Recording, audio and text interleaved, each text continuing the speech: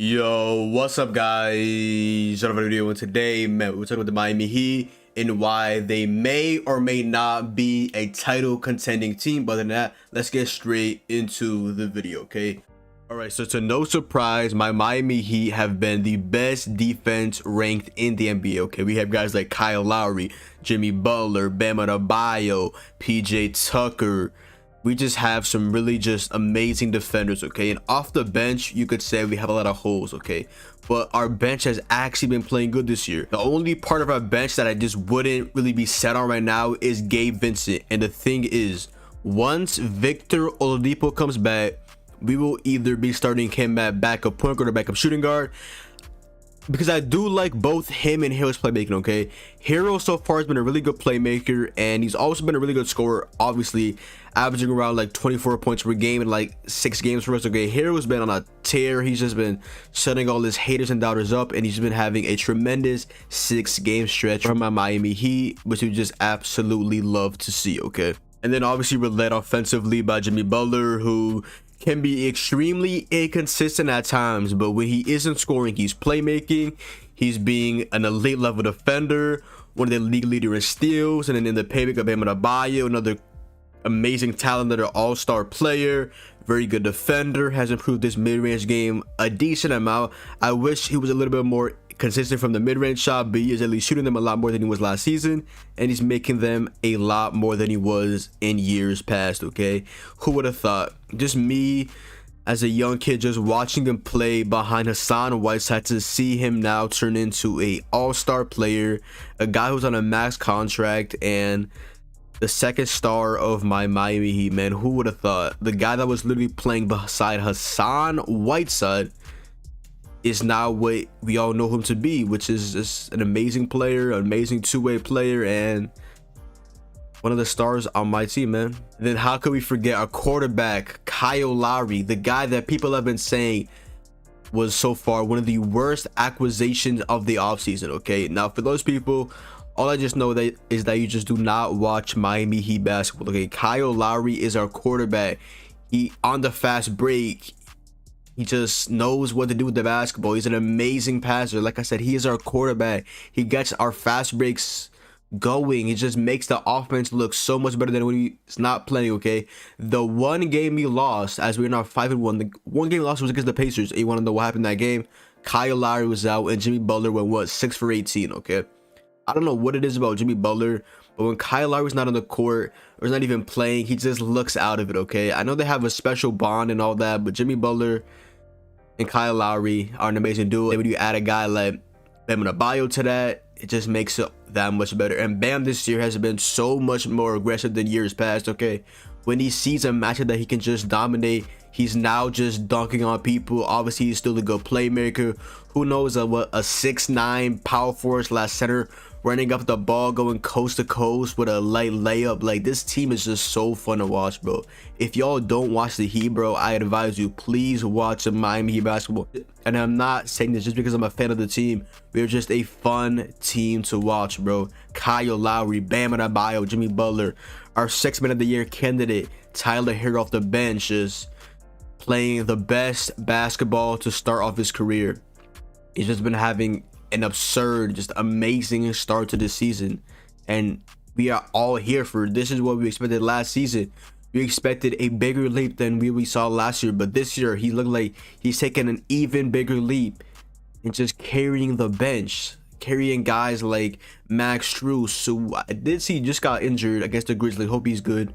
Hope he comes back pretty soon for us. Markieff Morris, aka Keith, one of the Morris brothers. He's been hitting his shots, playing good defense. We got Dwayne Dedman, bald man Dwayne Dedman, the guy that the Hawks City gave up on.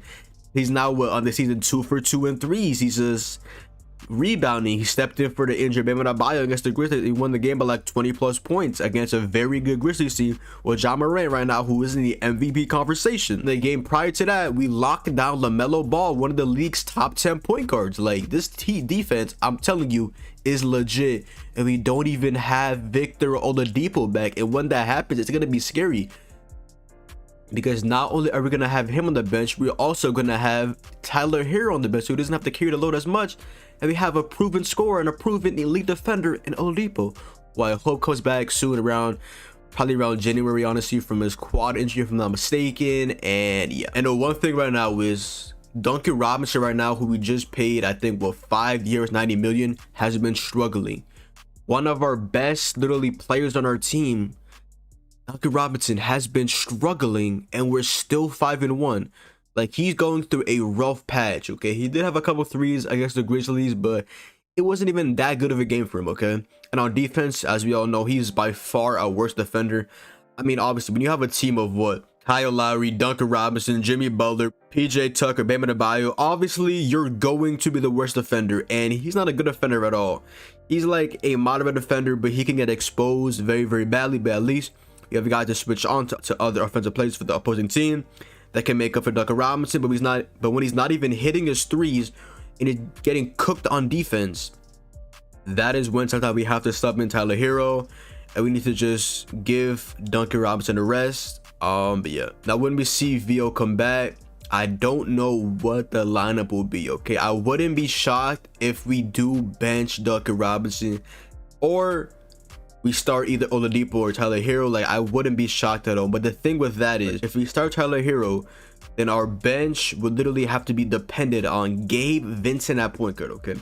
That is why I feel like we should not start Tyler Hero, okay? We cannot depend on Gabe Vincent being our ball handler off the bench, okay? When Victor Oladipo comes back, if he runs point guard, I'm fine with that, because I can trust VO to score, to play make, to defend, but I will not trust and depend on Gabe Vincent to be my backup point guard, okay? I did see that we are in the market for John Wall, but he also is on a very, very, very huge contract. So if he is bought out, which is very unlikely, I just don't know where he would play when VO comes back, because they both probably will run point guard. I mean, I doubt VO will run small forward. I mean, Max Strus has been playing good so far as small forward, but I don't know how long I'm gonna keep him there. I mean, I am high on him, but we'll see what the player rotation looks like for us, because teams usually go to like an 8 to 9 man rotation, and we'll see if Max Strus is part of that. But so far so good for Max Strus, man. But yeah, all right, so down to the question of the Miami Heat, are my Miami Heat actually title contenders? And to that question, I would say yes. Okay, we have a very good defense. Okay, we have the #1 ranked defense in the NBA. We have scorers off the bench. We had so far, I think right now we lead the league in scoring off the bench. I know that's carried like 20 points, like 25 plus points for Tyler Hero, but we're also getting good games out of Dwayne Dedmon, Max Strus, Markieff Morris. Like, we're getting good minutes out of guys that really shouldn't be playing this good, but thankfully they are, and this is just what we absolutely love to see, okay? So if Hero can keep this up, if he can stay healthy, if VO comes back and at least plays good minutes as our backup point guard / shooting guard, we will be fine, okay? Kyle Lowry will eventually hit his shots, but for now, he's still playing very good defense, still our quarterback of our offense, still playmaking elite-like, okay? If Jimmy can be consistent, can keep hitting his threes, which we just hope he keeps doing, if Bam can have a somewhat consistent mid-range shot, keep going with his defense, keep being aggressive in the paint, keep dunking, keep just playmaking, going to the rim with tenacity, and just not being scared of the competition and playing like he's supposed to be aggressive, Bam. That's what we all want to see. All you have to do is just be aggressive, play make, rebound, and continue to be one of the top 10 defenders in basketball. And when you add another guy like Jimmy Butler, who also is a top 10 defender in basketball and last year's All-NBA player, yeah, this is just a recipe for success, okay? Right now the Lakers are struggling, right now the Nets are struggling, so yeah, the title contender right now is opened up, okay? We all thought it was gonna be Lakers Nets, but for now those two teams right now have struggled, okay? I know the Lakers have added Westbrook, the Nets right now are without Kyrie because of the Rona, but look, the title contention right now is open up. It is wide open, okay? We could see any team right now in the East or West, like one of the top 5 teams right now, we could see them go ahead and win the chip, okay?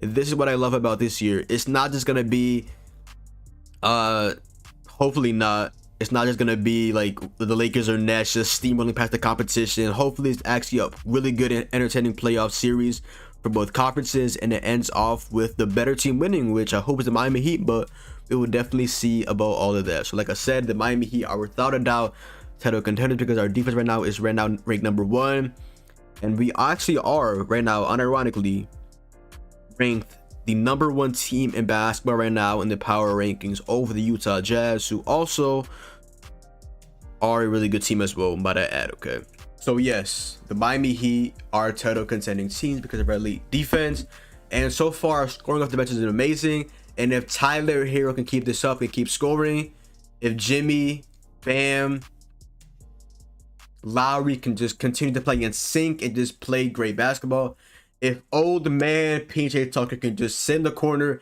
hit his threes and play elite level defense, yes, I'm telling you, just playing defense like this is just a recipe for success. Okay, as they always say, defense wins championships. If we can just keep our scoring at least well, our defense will handle the rest, which is just, like I said, a recipe for success. So yes, my Miami Heat are title contenders, and let me know down below in the comments if you guys also agree with me as well, or what are your thoughts on all of this. Okay, but other than that, yo, that is the video. Make sure to go down below, drop a like, comment down below, sub up. Make sure to follow me on Twitch, Twitter, and TikTok. It's your boy John.